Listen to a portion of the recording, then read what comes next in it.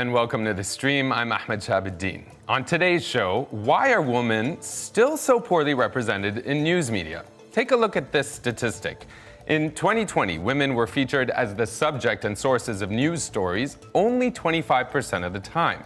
And that figure was found in the latest analysis of more than 30,000 stories around the world in TV, radio, print, and online sources. So what happens when women's perspectives are left out of the news? And how does it fit into the bigger picture of gender equality? Well, you can join in on this conversation with your comments and questions via our live YouTube chat.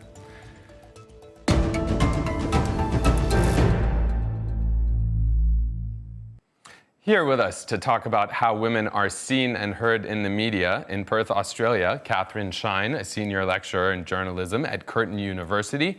In Nairobi, Sarah Macharia, Global Coordinator at Global Media Monitoring Project. And in Newcastle, in the UK, we have Karen Ross, Professor of Gender and Media Studies at Newcastle University. Ladies, I'm so glad that you're with us. And, just to address sort of the elephant in the room, it just so happens that this show topic happens when our usual host, who is Femi Oke, of course, who is a woman, unlike me, should usually be in this chair instead of me. So, we're mindful of that. I can promise you there won't be any mansplaining because you are the experts.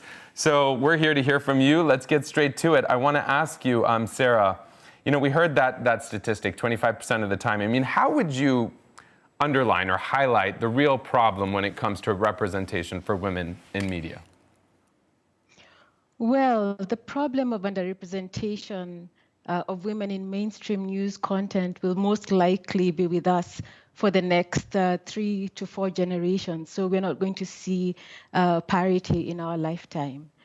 And in fact, what we have seen over time is that the pace of progress towards gender equality has remained very glacial. The needle towards gender parity has moved only 8 points in 25 years. So really, the problem has persisted and has remained stubborn over time. And I'd just like to say this thing, that in fact, the probability of representation of visibility in the news is even slimmer for women who come from minority and marginalized groups, such as racialized women, migrant women, and older women. And perhaps I can give an example. Yeah, please give us. I can give an example. Yes. In the UK, for instance, the likelihood of underrepresentation more than doubles for ethnic minority women in comparison to white British women. No, I appreciate you giving us that example because, this is not just about, one aspect, but things can tend to be compounded when it comes to women, minorities, as you've mentioned. I see that as you were speaking, Catherine was nodding, so I just want to give her a chance, Sarah, to jump in here. Catherine, what did you make of how Sarah sort of framed this issue, this problem? I saw you were nodding, and I want to know, when we talk about inclusion and then representation, those are two separate issues. Why are they important to discuss? Well, we need those statistics that the GMMP has highlighted so consistently over time show that women are underrepresented, and that is a huge part of the problem. But the way that women are included in the news is also very important. So including minority groups, including marginalized perspectives is really important, but also trying to avoid the stereotypes that often come with including women in the news. So including women and always referencing them as mothers, for example, or mainly including women to give personal opinion instead of as authority figures. And Karen, when you listen in on what's been said so far, I'm curious, you've been working on this for many years, and I know that you frame it as marginalization as well as stereotyping when we kind of outline the main issues. Why those two? I think that, again, let me give a couple of examples.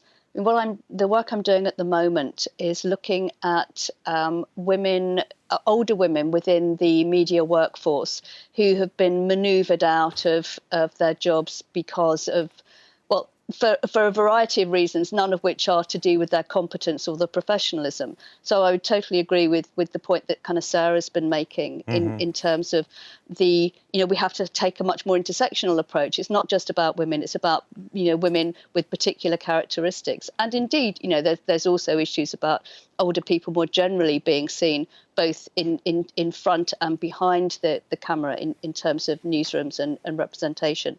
But the point about juxtaposing marginalization with stereotyping is that if you're doing research around kind of gender and media, it's actually quite difficult to try and analyze an absence, the absence of women. You can only really look at where women are present, and where women are present, they tend to be exactly as Catherine's mentioned. They are often seen as people who will give public personal opinion, be part of the public. We don't see women as experts. And again, just thinking about COVID, we know that kind of health has been seen very much as a domain of women. However, if I think about the UK news media, and I guess it's the same everywhere else, where you would expect more women's voices to come in as expert within a kind of health context like COVID, we just didn't see that. And when we looked at the GMMP in the last iteration, which was in 2020, right in the middle of the pandemic, we looked specifically at COVID-19 stories as opposed to more general news stories. And again, we see the same patterns repeated. And the question we have to ask, surely, is why is that? Is it because women have nothing to say? Right. Is it because women are not expert?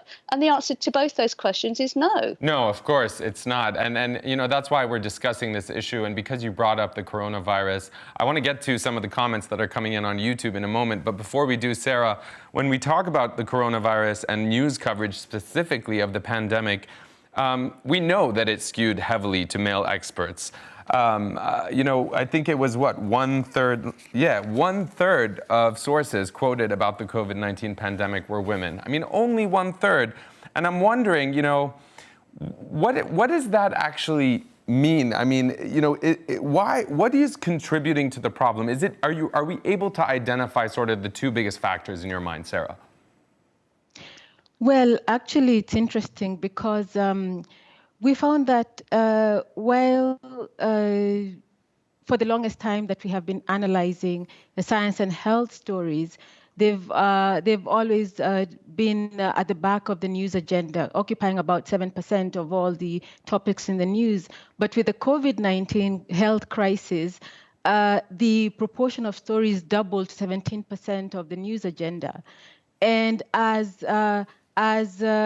news becomes more important, gains salience, we find that women are then relegated to the margins as people who are subjects of the news, as sources in the news, which is pretty interesting, given that, with health. Yes? I'm sorry, yes, I'm only interjecting to say it's maybe not surprising, but it's astonishing that there's that correlation where, when women's visibility before sort of the attention of the pandemic on health, they were higher, more visible, and then once it became popular, all of a sudden they were less visible. What's driving that? It's interesting. It seems like, as stories become important on the news agenda, women, one way or the other, they tend to be relegated to the margins. And I really, it's hard to explain that. For example, during the health crisis, it is women who are the caregivers, women who are present in trying to mitigate the impact of the pandemic on the elderly, on children, on general populations. Yet, when news reporters were sourcing for expert opinion, women were, I think, about half, like 26% of those who are interviewed as experts who are present as sources as health specialists who are women. And when you look at the real-world statistics, almost 50% of those who work in healthcare are women. So it is really astonishing to find. That disparity certainly invites a lot more questions. One of those I'll put to you, Karen. I mean, in the UK, I remember anecdotally that the briefings were largely delivered by men, even though, as we just heard from Sarah, I'm sure there were excellent and qualified women in the field doing a lot of the work. Why is this the case in your experience anecdotally, and why has such little progress been made? Well, I mean, not even anecdotally. I mean, there's firm evidence to show that, and even media organisations themselves. I mean, The Guardian did a really interesting piece of work, and a couple of other kind of news teams have also done something similar in terms of looking at where women appeared in those COVID briefings, which were regular over a very long period, and overall, I think that at least one study looked at something like briefings over 9 months, and there were very few women.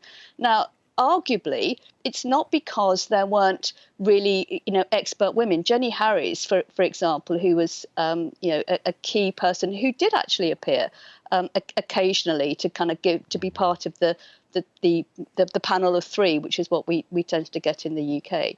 So it's not that women were entirely absent, but where you expected women to be talking and briefing the public, that was very scarcely visible. However, on the other hand, other kind of media organisations, other countries, and in particular, if I just think about New Zealand in particular, were much more proactive in putting women in front of the public, as were other countries, on the grounds that it's if we think about women's communication style, particularly during COVID, there is not necessarily a kind of gentler style, but a different style of actually communicating health messages. Right. So a lot of the research would suggest that where that did happen, there was much more that the public, the citizens, who were being addressed by these arguably slightly better communicators, actually understood more about COVID,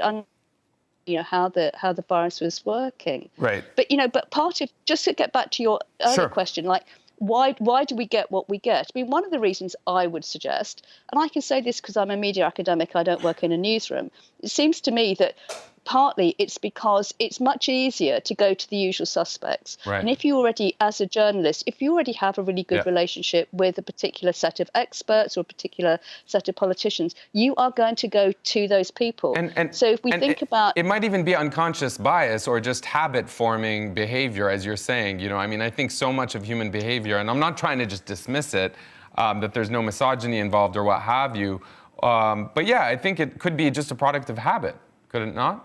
But Ahmed, I mean, I would let me Please. jump in there. I mean, I would say, I love this phrase, unconscious bias, because for me, my experience, anecdotal or otherwise, is most of these biases are anything but unconscious. Right. In some ways, we use this term, but we should just be saying it's conscious bias. Right. There is misogyny, there is sexism, there is racism. It's almost as if when you say unconscious bias, like you're giving people a pass, if you will, to perpetuate this pattern. You're totally doing that, which isn't to say that there isn't unconscious bias. Clearly, there are all sorts of ways in which we're operating, which are, part of our kind of cultural DNA. I'm not saying that, but I am saying that it's not like you don't know that you're going to a man to actually yet another man, spouting off yet another, which isn't to say that they don't have interesting things to say, but wouldn't it be so much more interesting to have a range of perspectives from across the spectrum of humanity? Right, and I think often in the media, forgive me, Sarah, I just want to jump in here with a small anecdote. I mean, for a long time I've said, when discussing the media, the democratization of media, which hasn't fully sort of self-actualized, if you will, that, there was a time when the only voices deemed to be sort of authoritative and credible were older white men. And I think those legacies take a long time, as we're witnessing, to change, let alone completely be equalized. I do want to mention, though, if I will, Sarah, I'll put this to you. I was going to go to Catherine, but so many people in our YouTube chat, I mean, talking about bias and talking about I'll just put it straight to you. I mean, Sid saying, the question is, when will women be satisfied? When they abolish men completely from the conversation? And then we have maybe a slightly more useful question from RKO 1988, saying, how can you say women are underrepresented in media when there are literal quotas and incentives to hire women? They replace casts of movies with women even though the films perform poor. So, needless to say, there is a lot of sort of misogyny, Pushback. for lack of a better word, in our comment section. I don't know, Sarah, do you want to address those comments before I come to you, Catherine? Well, I can say this, and it is that to a large extent, or to some extent, you can say that the issue is socialization. Karen alluded to the issue of culture. And in many cultures, particularly in the Global South context, in many cultures, women are socialized, girls and women are socialized, not to be present in the public eye, in the public domain. True. And therefore, it becomes, even more difficult for them to be present, to be visible. But there is an onus here on news organizations, on newsrooms, to make the effort to go out and find these women and get them to speak. One thing that we found in our research is that for the first time since 1995, there was a jump in the proportion of women who were sourced for expert opinion between 2015 and 2020, and that could be perhaps because the news organizations have taken this critique on board, and there have been some have taken this on board, and there have been a mushrooming of various initiatives to create directories of women experts. So perhaps this could be one of the reasons that we found that jump. Sure. And let's jump to another expert. Catherine, I want to put this to you. I mean, I don't know if you want to comment on some of those comments in the YouTube chat. Maybe it's not that productive to do so, but I do want to ask you specifically. I mean, are women then, we talk about socialization, are women then less likely to see themselves as experts, less likely to want to be interviewed on TV? How does that sort of play into this? I know there's already been such an erosion of trust when we talk about the news media in general. So how does that work in an internalized sense? Well, I think the most interesting thing that I found from my research is that overall there is a very high degree of willingness to be interviewed with the women that I have interviewed myself or done through got their opinions through survey research. So I actually don't think willingness is so much of an issue. I do think that lots of women lack the confidence that men sometimes do have. So nervousness is a factor. And so journalists, I think, need to be aware of that. And women do have some reservations about appearing in the news. And some of those reservations, I think, are justified.